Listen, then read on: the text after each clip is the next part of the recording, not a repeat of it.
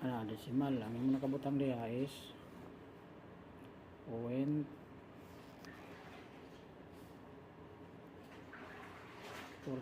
mo na yung decimal. Kung ang ipangayo diri percent man, so ang imo ikon diha i-move ra nimo kaduha kining point imo na nimo 1 2. Ang mahimo na diri siyang 45% mo na technique na.